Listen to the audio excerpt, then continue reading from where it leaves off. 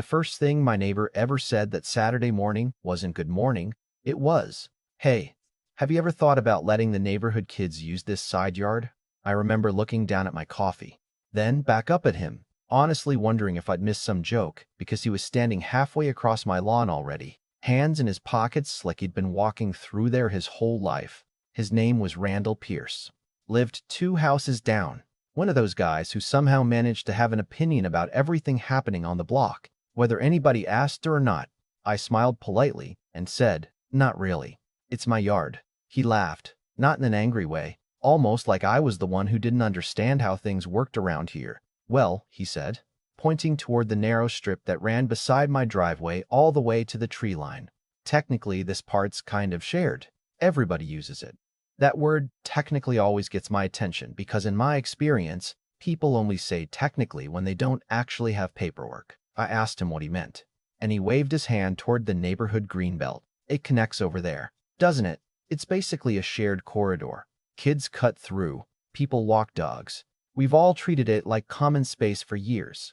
I stood there for a second, trying to process what I'd just heard because none of that sounded remotely familiar. I'd bought my house just over 3 years earlier, and I remembered the closing process better than most people probably would because I'd been burned once before by a bad property dispute with a former landlord years earlier. Ever since then, I'd gotten into the habit of reading every page before signing anything. I knew exactly where my lot line ran.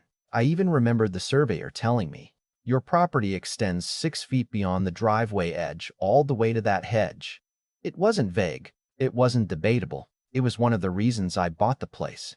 That extra strip gave me enough room to eventually build a workshop if I ever decided to. So hearing someone casually describe it as community property felt strange, almost surreal.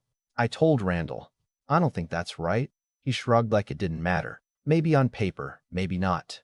But everybody's always used it. Nobody's complained before." That sentence stuck with me all day. Nobody complained before. I wasn't responsible for whatever arrangement previous owners tolerated. If someone borrowed your truck every weekend because the last owner let them, it didn't magically become their truck. After he wandered back home, I finished my coffee without tasting any of it. The whole conversation replayed in my head while I mowed the backyard, cleaned out the garage, and tried convincing myself to let it go. But every time I pictured strangers deciding which part of my property counted as theirs, something about it just rubbed me the wrong way. By late afternoon, I pulled the old manila envelope out of a storage cabinet in my garage. Inside were my closing documents, the original survey, and the bright orange boundary stakes the survey crew had left behind after closing. I spread everything across my workbench and compared the measurements with the county assessor's online map. Every number lined up perfectly. Curious wasn't enough anymore, so I grabbed a tape measure and walked the entire property line myself. I checked distances from the driveway, measured to the hedgerow, compared landmarks, and every measurement confirmed the same thing. Every single inch of that side yard belonged to me. There wasn't a utility easement. There wasn't a pedestrian access agreement. There wasn't some forgotten HOA rule hidden in fine print, because there wasn't even an HOA in our neighborhood. Just a handful of homeowners who had apparently convinced themselves that using something long enough somehow changed ownership. That realization irritated me more than I expected. Not because anyone had actually damaged my yard, but because somewhere along the line assumption had quietly replaced fact. Sunday morning, I called my older brother Mason, who's been a commercial electrician for 20 years and has seen just about every neighbor dispute imaginable. I explained what Randall had told me, and there was a long pause before he laughed. "You know what the nice thing about property lines is?" he asked. "They don't care about opinions." Then his tone got serious. "Don't argue with him. Don't threaten anybody. Just verify everything professionally and let the documents do the talking." That advice made perfect sense because people can debate memories forever, but survey markers don't argue. So before lunch, I called a licensed surveyor, scheduled a boundary confirmation for Monday morning, and while I was hanging up the phone, I caught Randall outside again, watching me from across the street with that same confident little smile, like he already knew how this story was going to end. He had no idea I'd already decided the next conversation wouldn't be about opinions anymore. It would be about facts. Monday morning showed up gray and cool, the kind of weather that makes everything feel quieter than usual. And right at 8 o'clock, a white pickup with the surveying company's logo rolled into my driveway. The surveyor introduced himself as Ethan Brooks, probably in his late 50s. Calm voice, no wasted words, the kind of professional who'd clearly spent decades settling arguments without ever raising his own voice. I walked him around the property and explained why I'd called. He didn't react with surprise or amusement. Instead, he nodded and said, "You'd be amazed how many disputes start because somebody repeats something they've heard for 20 years instead of checking what's actually recorded." That sentence alone made me feel better because suddenly this wasn't some bizarre neighborhood drama. It was just another Monday for a surveyor. Ethan unloaded his equipment, set up the GPS receiver, found the original monument markers buried just beneath the soil, and began working with a level of precision I couldn't have matched in 100 years. I stayed mostly out of his way, watching from the porch while pretending to answer work emails on my laptop. Around 30 minutes later, Randall wandered over, coffee mug in hand again, wearing that same relaxed smile. "What's all this?" he asked. Ethan answered before I could. "Boundary verification." Randall chuckled. "Don't tell me you're really measuring all this over that little conversation." I looked up and said, "I'm not measuring anything." "He is." Randall leaned against one of the trees and laughed like I was wasting money. "You're going to find out we've all been right." Ethan never even looked at him. He simply kept working, occasionally driving another temporary marker into the ground or checking coordinates against his tablet. About another hour passed before he walked over carrying a clipboard. "Everything checks out," he said. "Your deed matches the county records exactly. The property line extends 6 feet beyond the driveway edge and continues uninterrupted to the hedgerow. No easements, no shared access rights, no public utility corridor. This entire strip is exclusively yours." He handed me a printed preliminary report and smiled. "If anyone disagrees, they can hire their own surveyor. Physics won't change." Randall's expression shifted almost immediately. The confidence didn't disappear all at once, but you could see uncertainty replacing certainty. "Well," he said slowly, "that's not how everyone's always understood it." Ethan finally looked directly at him. "Property isn't determined by neighborhood understanding." Randall muttered something under his breath and walked away before the conversation could go any further. I figured that would probably be the end of it. I was wrong. That evening, I noticed 2 teenagers cutting across the side yard anyway, dragging soccer goals behind them. One of them actually apologized when he saw me standing outside. "Mr. Pierce said everybody uses this path." I smiled and said, "Not anymore, guys. No hard feelings. Just use the sidewalk." They nodded, turned around, and left without complaining. I couldn't even blame the kids. They were just repeating what an adult had told them. Tuesday morning, another surprise showed up. A woman walking her golden retriever stopped near my mailbox and asked whether I was really trying to block off the neighborhood walkway. I told her there had never been a neighborhood walkway. She looked genuinely confused. "Really? We've lived here almost 12 years. I thought this belonged to everybody." That was the moment I realized how powerful assumptions can become when enough people repeat them. Nobody had ever checked. Nobody had ever asked. They simply inherited a story from the previous residents until eventually the story felt more real than the deed itself. By lunchtime, I wasn't annoyed anymore. I was fascinated. Somewhere over the years, convenience had quietly rewritten reality. Wednesday, I received the official stamped survey package along with the final boundary diagrams. Every measurement matched perfectly. I scanned digital copies, saved backups in cloud storage, printed another hard copy, and slipped the originals into a fireproof safe because if life had taught me anything, it was that paperwork only matters if you can still find it when you need it. That afternoon, I called a local fencing contractor named Summit Cedar Works.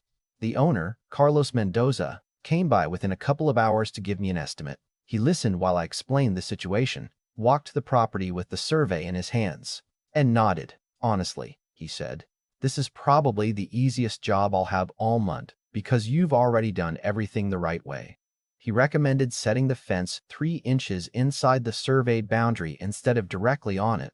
That way, he explained, nobody can ever accuse you of crossing the line, even by accident.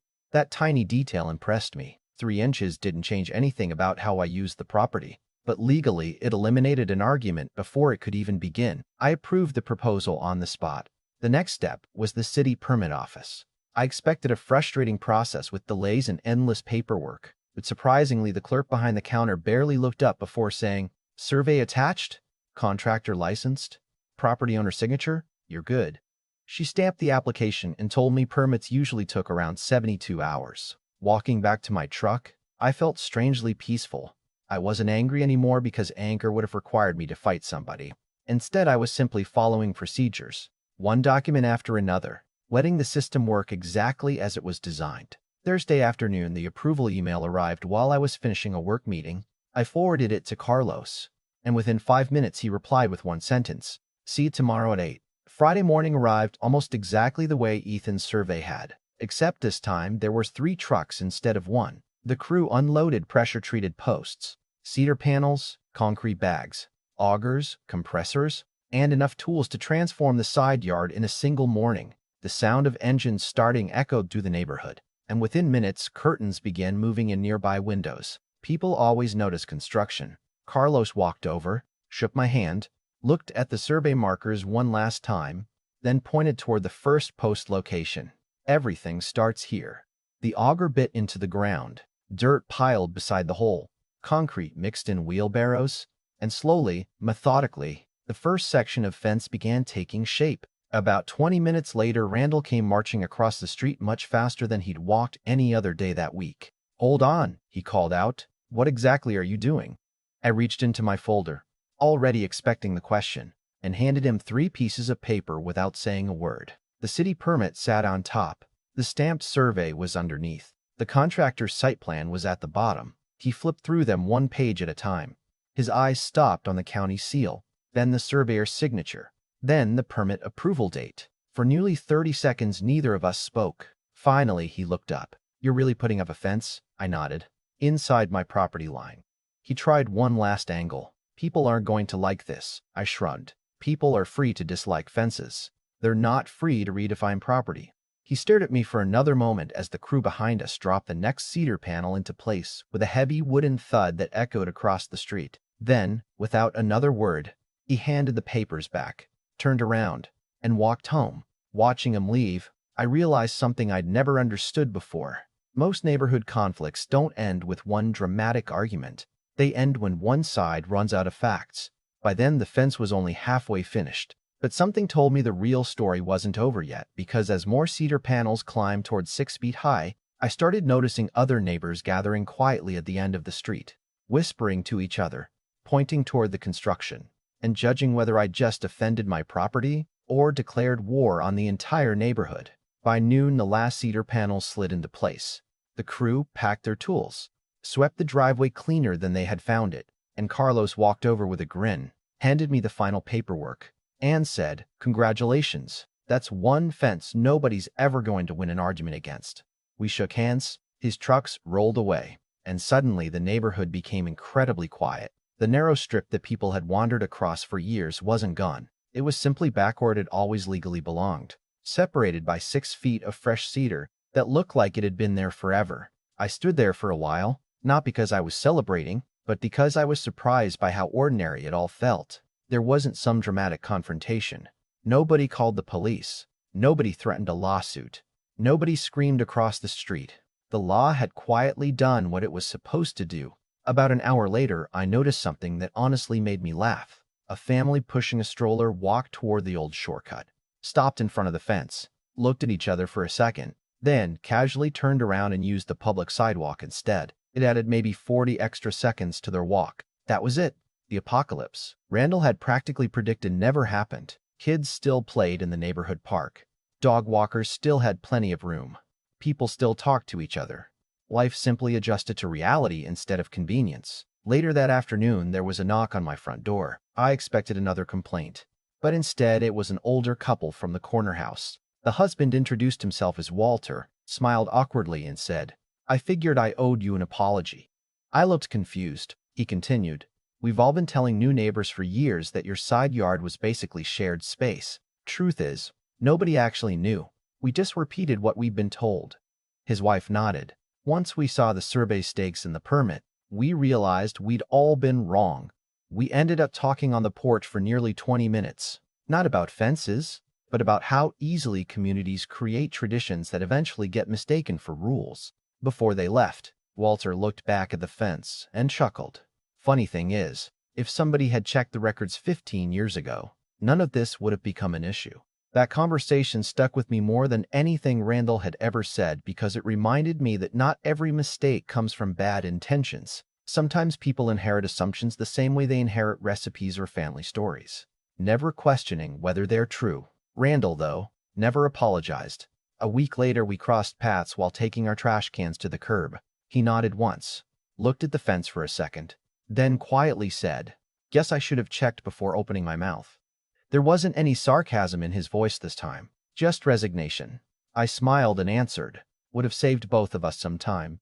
That was the entire conversation. Since then, we've stayed polite, never became friends, never became enemies either.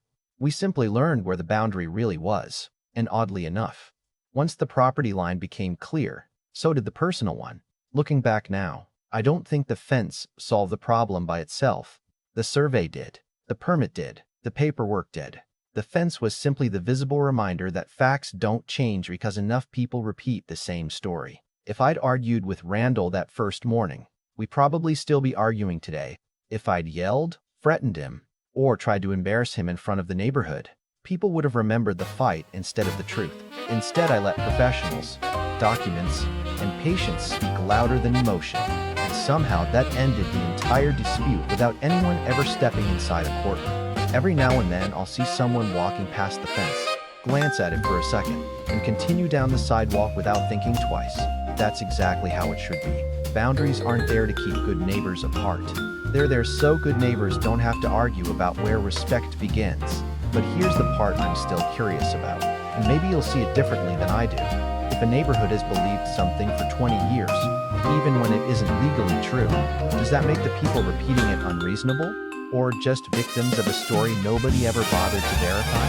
I genuinely like to hear your opinion because I can understand both sides, even though I know which side the law was on. So, let me ask you this. If you were in my position, would you have built the fence immediately like I did? Or would you have let everyone keep using your property to avoid upsetting the neighborhood? Drop your answer in the comments because I have a feeling this is one of those situations where reasonable people can disagree. And if you've ever dealt with a property dispute, an entitled neighbor, or a community that confused habit was ownership, share your story too. Don't forget to like the video if you enjoy real stories where patience beats drama. Subscribe for more neighborhood justice and property conflict stories, and I'll see you in the next one.